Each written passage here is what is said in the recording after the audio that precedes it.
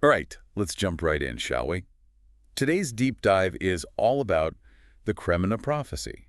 Buckle up, folks. Oh yeah, this one's a doozy. Now, if you think this is just some vague fortune cookie stuff, think again. Yeah, no, not even close. We're talking predictions that seem to have hit the nail on the head. Major world events, straight from two Serbian peasant farmers back in the 19th century. 19th century, that's right. The source material for our dive is a transcript. It breaks down all these prophecies, originally collected in a book. A book that's practically revered in Serbia. Yeah, some even call it like a Serbian Bible. That's a pretty good way to put it. I mean, the Kremna Prophecy holds a special place in Serbian culture. It's almost like, a roadmap to their history. But of course, there's always a but. There is, isn't there? The origins, well, they're a bit murky. Murky how? There's this theory, right, about the first Serbian king, Milan Obranović. Okay, so this king, what did he do? Well, some believe he might have had let's say, a guiding hand in shaping these prophecies. So he's playing puppet master with prophecies. Uh, For what? Maybe to help with some, shall we say, personal matters? Like his divorce, for instance. Whoa, using prophecies for a divorce. That's some next level strategy. All right, king drama aside, let's get into the actual predictions. Now, the ones that really put these farmers, Miluz and the Tartarovich, on the map are their predictions of World War I and II. Oh, yeah, those are the big ones. They describe a world in chaos, driven by technology they could barely fathom back then. It's more than just predicting war, though. Okay, what else is there? It's the way they understood history, Like, it's this cycle. The prophecy suggests this isn't just a one-time event, but this, like a bigger pattern. Human conflict, leaps in technology. Almost like we're stuck on repeat, huh? Exactly. It's pretty unsettling when you think about it. Yeah. Makes you wonder if we're really in control or just along for the ride. But back to the predictions. They didn't just say war is coming, right? No, they were much more descriptive than that. Like what? Well, for instance, they talk about flying machines soaring twice the height of Tara Mountain. Sounds a lot like airplanes to me. Yeah, pretty spot on. And then there are vehicles that move without oxen. Cars, obviously. Right. But it's not just about the invention itself. It's about the impact on society. There's this underlying warning like, are we becoming too reliant on these things? Losing touch with what makes us human. So they saw cars, planes, but also that downside. Yeah. Us glued to our screens instead of connecting with each other. It's eerie how they seem to have, predicted our tech obsession. It is pretty remarkable. But wait, there's more, right? What about energy? Didn't they talk about how we're looking for power in the wrong places? Absolutely. Their take on energy is, well, let's just say it's food for thought. They suggest that the real source of power isn't down in the earth, but within us. Wait, so inner peace solves the energy crisis? Not exactly inner peace. It's more about recognizing a different kind of energy. Something we haven't fully tapped into yet. It actually aligns with some of Nikola Tesla's ideas. Tesla. Hold on, are we saying these farmers and Tesla were on the same wavelength? All right, we got to unpack that one. But before we go down that rabbit hole, there's this whole stone sphere thing. I got to know more about that. The stone sphere, yes. It's a bit of a mystery, you see. Midar Tarabich, he claimed that this perfectly round stone, which was found under his house, was what gave him these visions. Hold up, he's saying a rock gave him prophetic powers. That's straight out of Indiana Jones movie. What was this stone? Some ancient relic or just a random round rock? That's the thing. The transcript mentions it, but the details are pretty scarce. It's like this little puzzle piece, making us want to figure out the link between physical objects and these visions of the future. Okay, so we've got prophecies about wars, tech, energy, a mystical stone, anything about life beyond Earth, aliens. Well, they do mention humans searching for life on other planets, but here's the twist. They say we won't recognize it. Like we're looking for the wrong signs. More like we're looking with the wrong mindset. They suggest life might exist in forms we just don't comprehend yet. So not little green men in flying saucers then? Not necessarily. The transcript refers to them as crisis life forms. Crisis life forms. Okay, that's a new one. What does that even mean? Beings that can exist in environments we consider too extreme for life. Makes you wonder, right?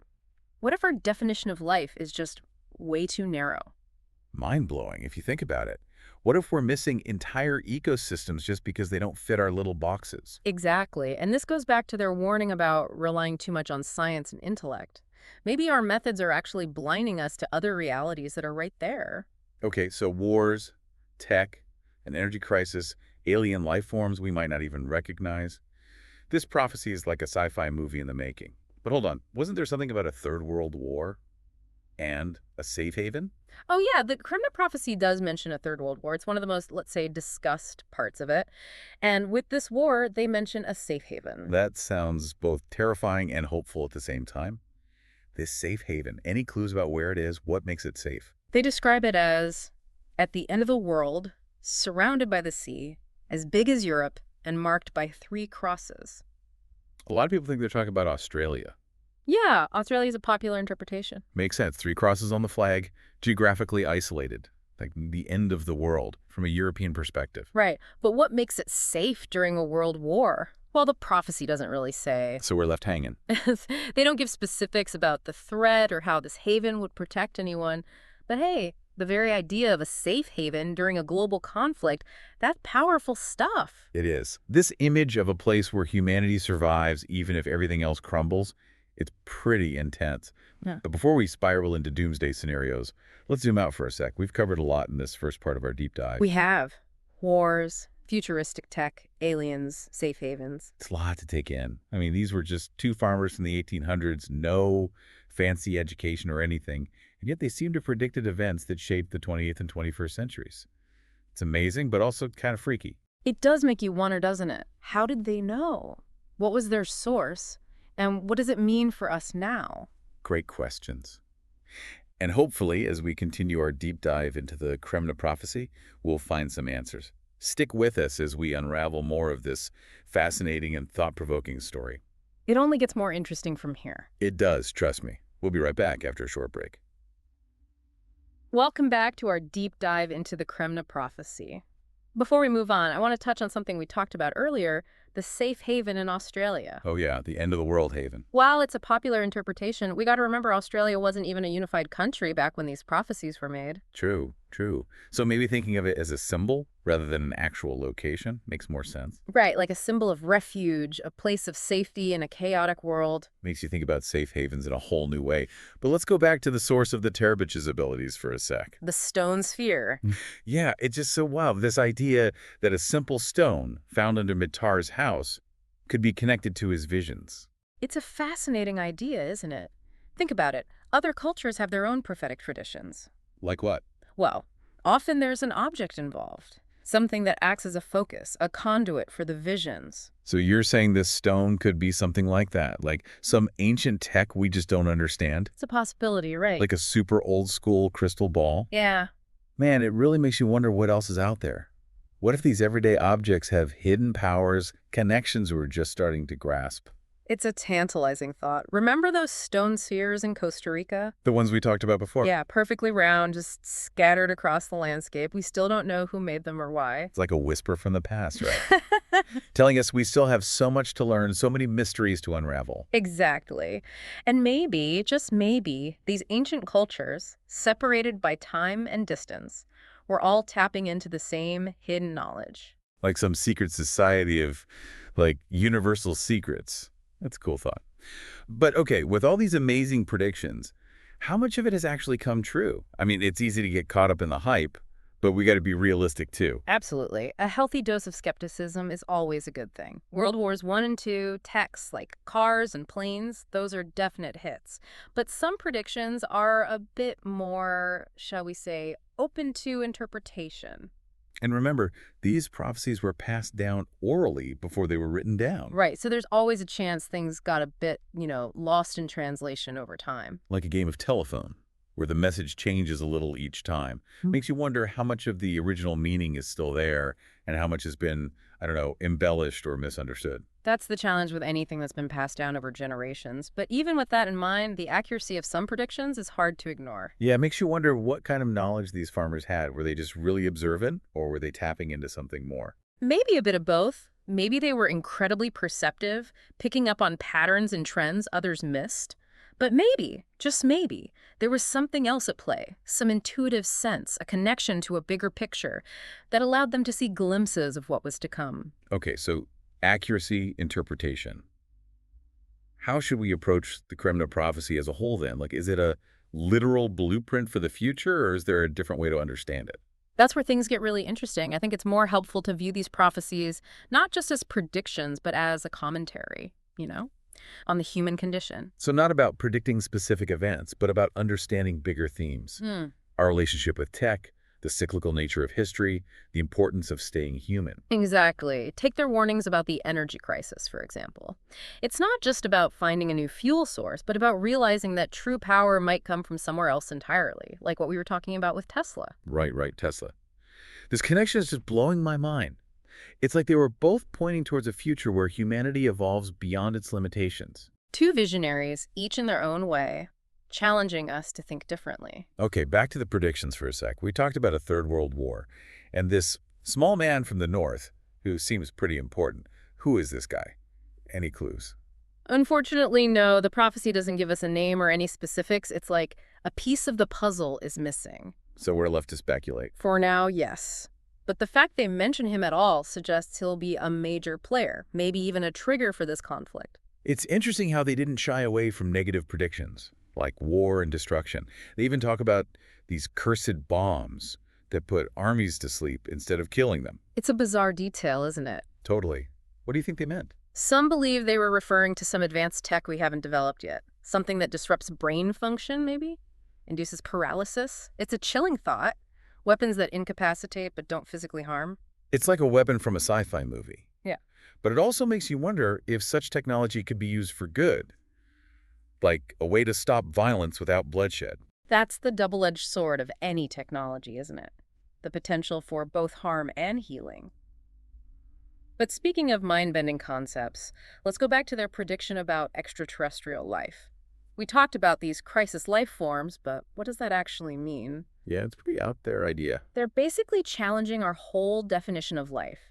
We tend to think of life as needing water, specific temperatures, being carbon-based. But what if that's just one tiny possibility? Like we're looking through a keyhole and there's this whole universe of life we're just not seeing. Exactly. It's a humbling thought, isn't it? What if we're not alone, but just haven't figured out how to see who's already here? It's like that saying, if a tree falls in the forest. And no one is there to hear it. Does it make a sound? Right.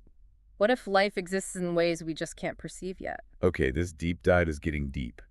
We've covered so much, but I feel like we're just scratching the surface. As we reflect on all these predictions, what stands out to you the most? It's the mix of foresight and philosophy. It's not just about events, but about insights into human nature, our choices, our relationship with technology, the consequences of our actions.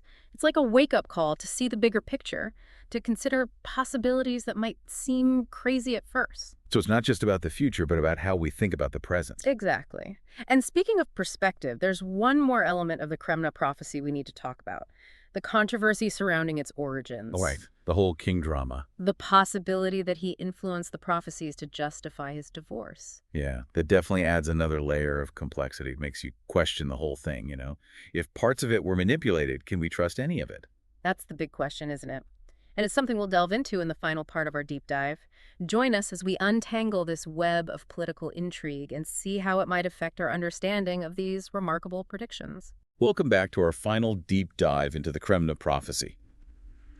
Before we took a break, we were talking about the first Serbian king and how he might have had a hand in shaping these prophecies. Ah, yes, the royal intrigue. It really makes you think, right? If he used the prophecies to justify his divorce, what else might he have tweaked? It's a valid question and one that takes us deep into historical analysis. So, we got to be history detectives here. In a way, yes. We need to try to sift through the layers, separate fact from fiction, understand the motivations at play. And remember, prophecies can be caught up in power struggles just like anything else. So it's not just about, is this prophecy true or false? It's about understanding how it all came together. Exactly. It's about context and nuance. Recognizing that history, well, it's rarely black and white. It's messy, full of twists and turns, just like a good story. And that makes the Kremna Prophecy even more interesting. It's a reflection of the times, the society it emerged from, and maybe even the personal ambitions of a king. But even with all that, we can't ignore the fact that many of the predictions seem to have come true. No, we can't. That's the core of the mystery, isn't it? So how do we reconcile it all? Do we just accept that we'll never have all the answers? Maybe that's part of what makes prophecy so captivating. It invites us to grapple with uncertainty, to draw our own conclusions based on the evidence we have, and even our own intuition. It's a good reminder that some things will always remain a mystery. Exactly. But speaking of mysteries, remember that fascinating link between the Terabitch and Nikola Tesla? Oh yeah, how they both seem to have this understanding of energy, of a power source beyond what traditional science gets. They were both considered visionaries ahead of their time, and their shared belief in this untapped energy, a power within us and the universe, it's pretty compelling. It makes you wonder if they were tapping into the same source of knowledge, whether through intuition, observation, or some ancient wisdom that's been lost over time. Tesla was known for his unconventional thinking.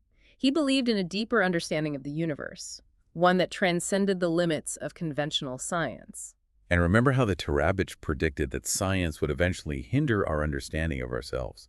It's almost as if they foresaw the limitations of a purely materialistic worldview. It's a message that resonates even more strongly today, in a world increasingly dominated by technology.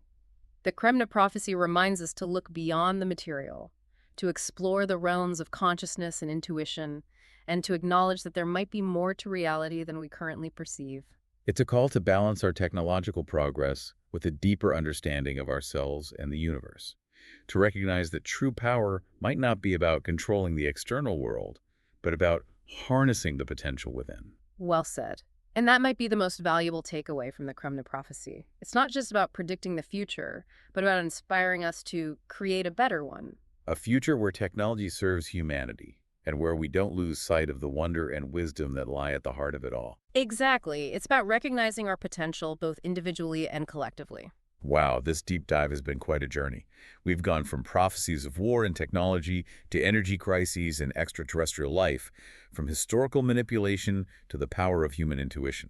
It's been a fascinating exploration, to say the least. So, as we wrap up this deep dive, what final thoughts do you want to leave our listeners with? I'd say keep pondering these questions. Explore the source material, delve into Tesla's work, consider the possibilities of crisis life forms, and above all, stay curious. Keep questioning, keep seeking, and keep your mind open to the unknown. Beautifully said.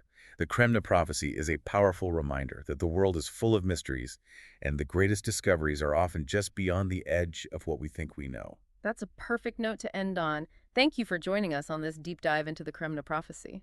And to our listeners, until next time, keep exploring, keep wondering, and keep that spark of curiosity alive.